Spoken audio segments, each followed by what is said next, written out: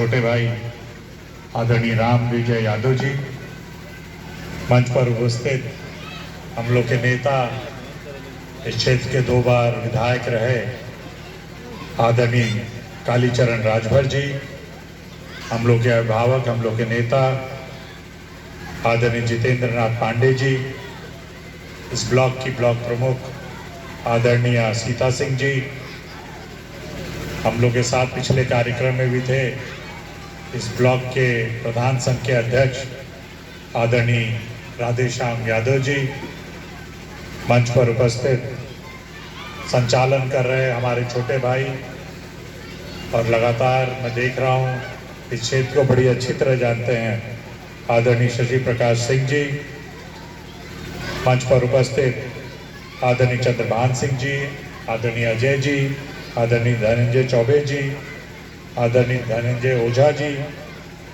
हम लोग के छोटे भाई, हम लोग के नेता आदरणीय अनुराग सिंह जी, आदरणीय अमित सिंह जी, आदरणीय हृदय नारायण सिंह जी, हम लोग के इस मंडल की महिला मोर्चा के अध्यक्ष आदरणीय चिंता देवी जी, आदरणीय अभिमन्यु सिंह जी, आदरणीय प्रेम नारायण सिंह जी, उपस्थित सभी अन्य नेतागण, माताएं, बहनें, प्यारे बच्चों और आदरणीय बुजुर्ग, हमारे नेताओं ने और हमारे अधिकारियों ने सारी बात आपको विस्तार से कर दी। मैं तो बस इस यात्रा का क्या कारण है, माननीय प्रधानमंत्री जी ने एक सपना देखा कि हम लोग का देश विकसित देश हो, विकासशील देश हो, अभी विकासशील है, विकसित देश हो, ऐसे देश में जहां हर बच्चे को अच्छी पढ़ाई मिले, हर व्यक्ति के सर पर छत हो, नल में स्वच्छ पानी हो, सड़कें हो, बिजली हो, शौचालय हो। आप सब जानते हैं जो अमेरिका, यूरोपीय देश, जापान, ऐसे देशों में सरकार हर चीज उपलब्ध कराती है लोगों को जो उनके जीवन में जरूरी है, स्वास्थ्य की सुविधाएं देती है। तो माननीय प्रधानमंत्री जी ने जब प्रधानमंत्री बने तो उन्होंने कहा कि मैं देश के इस रास्ते में जो हमको आज़ादी के बाद करना चाहिए था वो हमने बहुत देर से शुरू किया। आज आपके सामने स्थिति सामने, सड़कों का कितना बड़ा जाल का काम हो रहा, बिजली मैं तो बता रहा हूँ आपको, 18,000 गाँव में 2014 तक आंध्र प्रदेश में बिजली नहीं थी, वहाँ बिजली पहुँचाने का काम किया।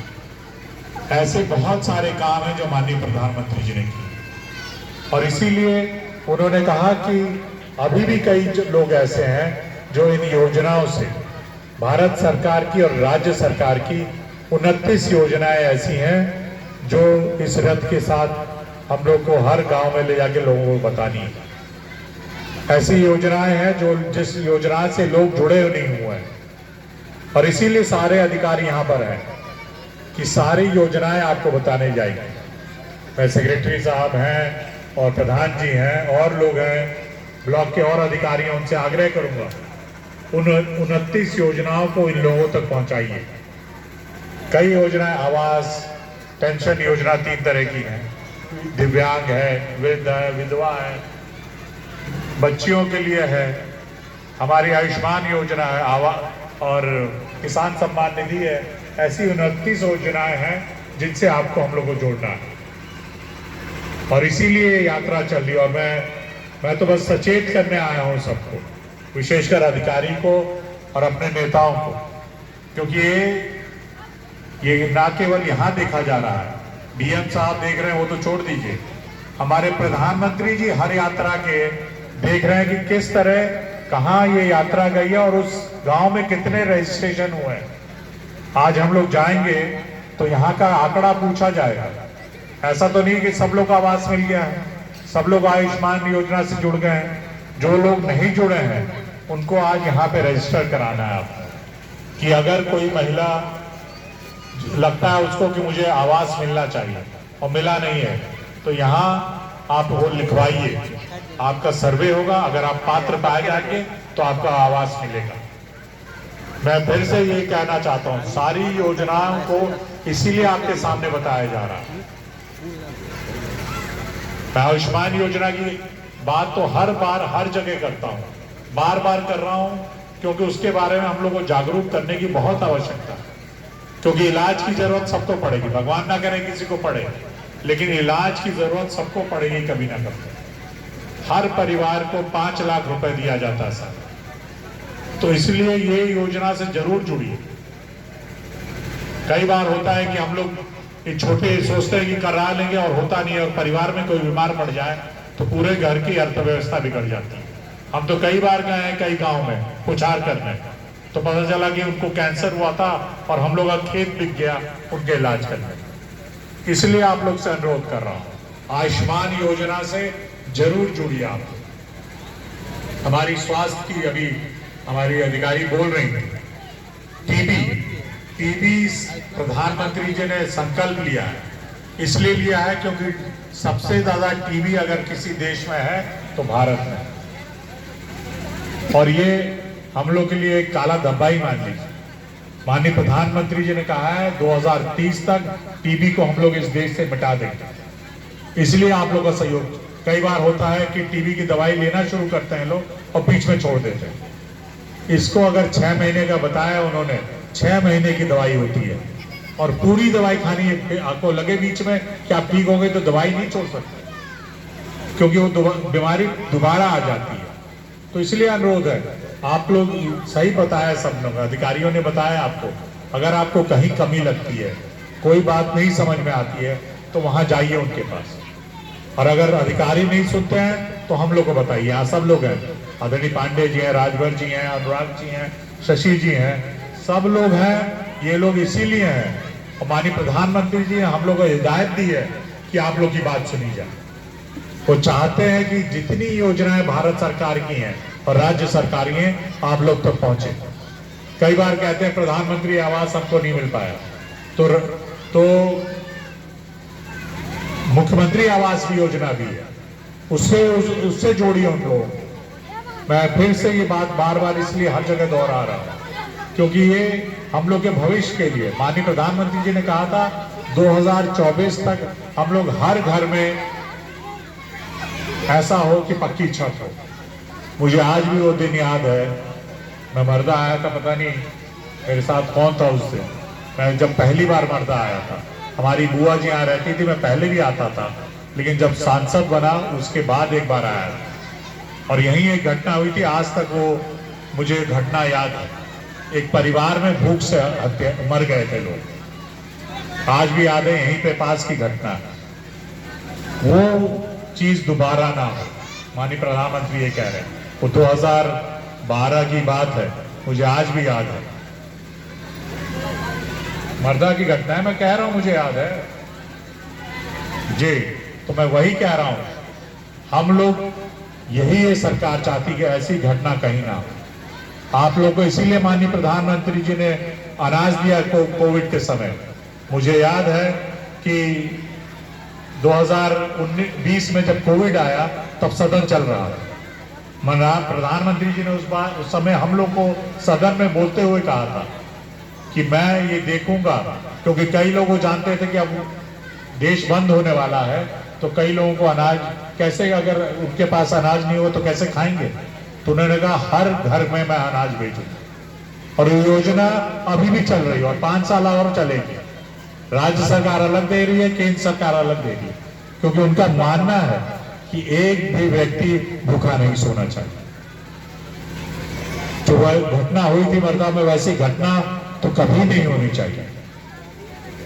मैं इसलिए अनुरोध कर रहा हूं कि ये आप लोग का दायित्व है कि अगर कहीं आप छूट गए हैं तो आप लोग जाइए अधिकारियों तक और अपनी योजना से जुड़िए।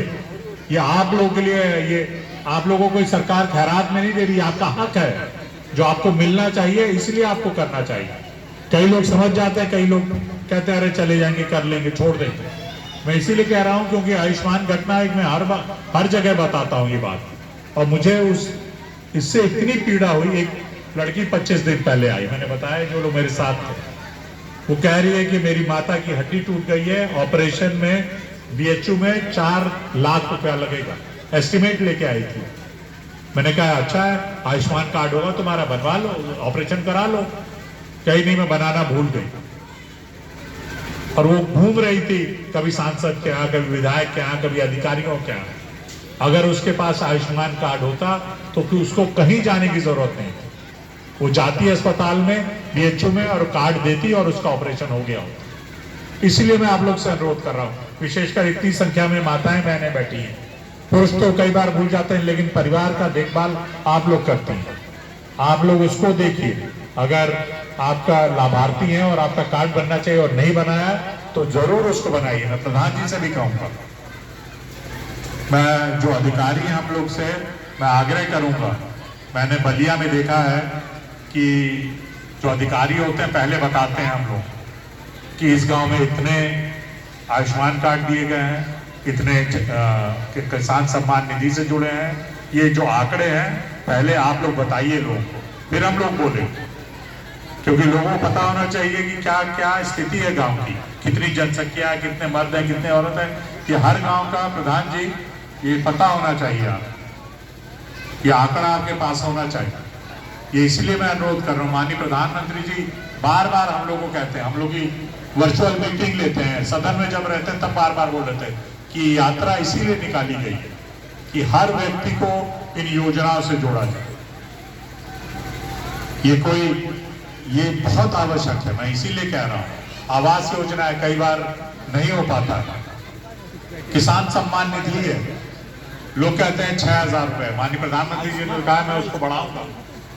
मैं तो 6,000 रुपए, लेकिन आप नहीं जानते कि कितने किसानों को उससे फायदा हो रहा है। कम से कम खेती में वो कम से कम इस्तेमाल होता है 6,000। आज पता नहीं है, यहाँ पर नहीं मैं देख रहा हूँ, गाजीपुर में कहीं नहीं देखा। ड्रोन नहीं आ रहे आपके यहाँ? आने वाला नहीं है, मैं वही कह रहा हूँ। मैं अधिकारियों ड्रोन दिए जा रहे हैं, ड्रोन से खेती का बताया जा रहा है। और उससे बड़ी बात, ड्रोन से खेती, नैनो यूरिया का इस्तेमाल करिए। माननीय प्रधानमंत्री जी ने अभी कल ही परसों अपने उद्बोधन में बोला था, जब वो विकसित भारत की यात्रा से जुड़े थे, उन्होंने कहा था ज्यादा केमिकल फर्टिलाइजर का इस्तेमाल मत करिए, उससे कोई ज्यादा फायदा नहीं होता, लेकिन जमीन उससे खराब हो रही है। पंजाब में समस्या हो गई है, वो खा खा के लोगों को कैंसर हो रहा है। तो नैनो यूरिया से ये फायदा है, ड्रोन से खेती करने से कि कम समय में हो जाएगा और कम जितनी खाद उसको चाहिए, जितना यूरिया चाहिए, जितना चाहिए उतना ही छिड़के। और उन्होंने कहा है कि ऐसे 15,000 ड्रोन पूरे देश में वितरित किए जाए और उनको चलाने वाली बस महिलाएं होंगी।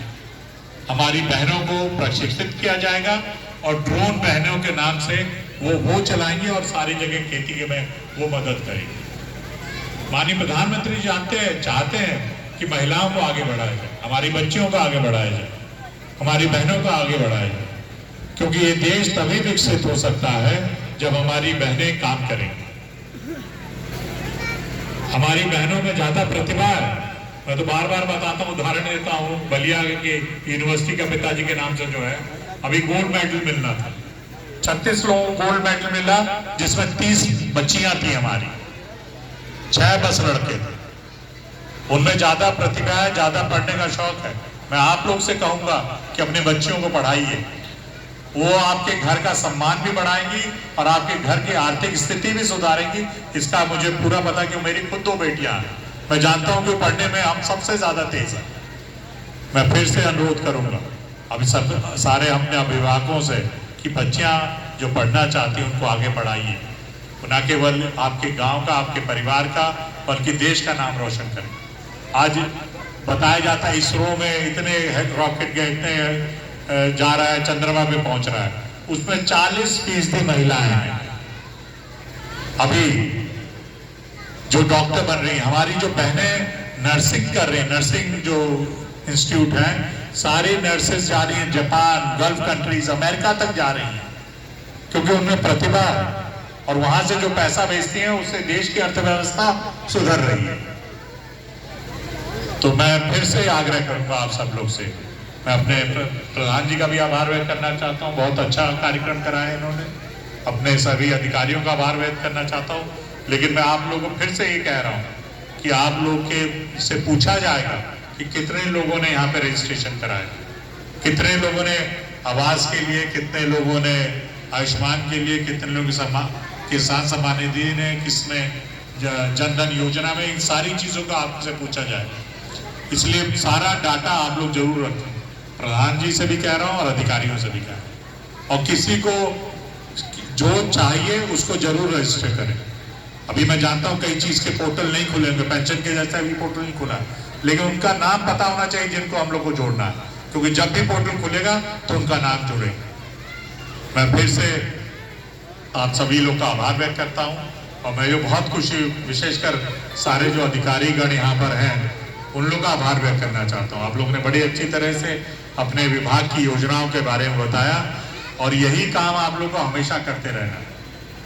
जो भी व्यक्ति आए तो उससे पूछिए, विशेषकर बैंक वाले जो थे उन्होंने कई योजनाएं बताई, वो लोगों तक जरूर पहुंचे कि सरकार मुद्रा योजना है जो हमारे नौजवानों के लिए, जो पैसा दिया जाता है कि अपना उद्योग खोल सके, अपना कारोबार खोल सके। तो ये सारी योजनाएं हैं जो हम लोग को जोड़ना है। मैं फिर से आप सभी लोग का आभार व्यक्त करता हूँ। धन्यवाद। जय हिंद।